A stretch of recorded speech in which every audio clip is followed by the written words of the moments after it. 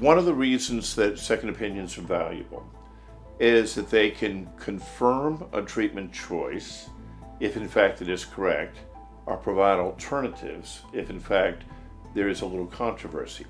I will say that in general, before a serious medical procedure, something that could be life-altering, that seeking a second opinion is good medicine.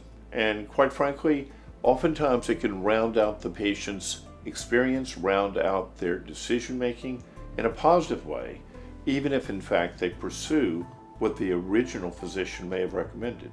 It's very important for the patient's peace of mind.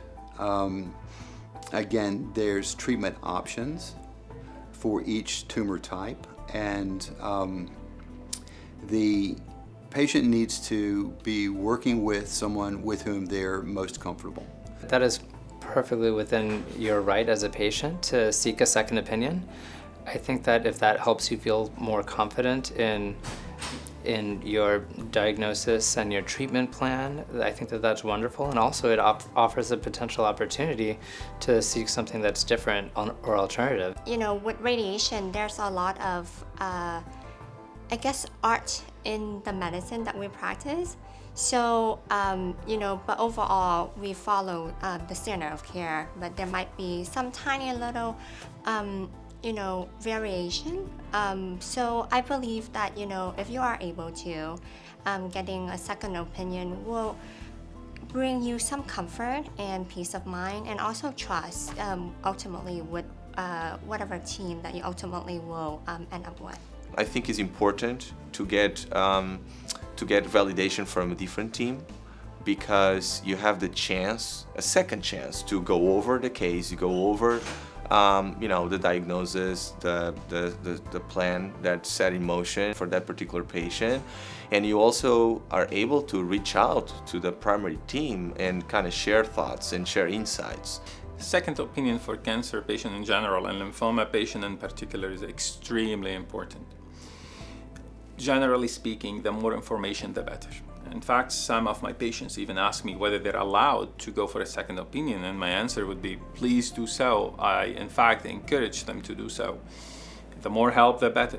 While some cases can be straightforward and easy to treat and the standard is known, some other cases are very challenging to determine what the best therapy and what's the best approach that fits that particular patient. I will highly recommend a second opinion in a patient that is newly diagnosed with acute leukemia for two reasons. The first one is leukemia is a rare disease, so not everybody feels comfortable taking care of these patients. So I would recommend you to go to a doctor that specializes only in treating patients with acute leukemia. The second reason is that I would recommend you to go to a high volume leukemia centers, because usually the outcomes are better in these centers.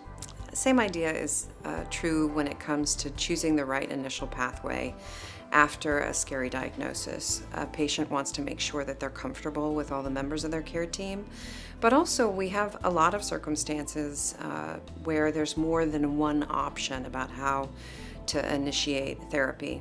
And so the role of a second opinion can be both to expose patients and their families to different care teams, and also to make sure that their first action is the right action for their specific circumstance. And that's the reason that second opinions can play a really important role, especially at the beginning. I send the vast majority of my patients with localized prostate cancer for a second opinion. I send most of them to the Tulane Radiation Oncology Department here. I have them meet with an oncologist. We've opened a second opinion clinic for a multidisciplinary opportunity for patients to come in and meet with a urologic oncologist, with a radiation oncologist, and with a oncologist to sit down and speak with the patient about their options. When you don't have a right or a wrong answer, you need a second opinion. You are not offending anyone by getting a second opinion. You're arming yourself with the appropriate information you need to make a life-altering decision.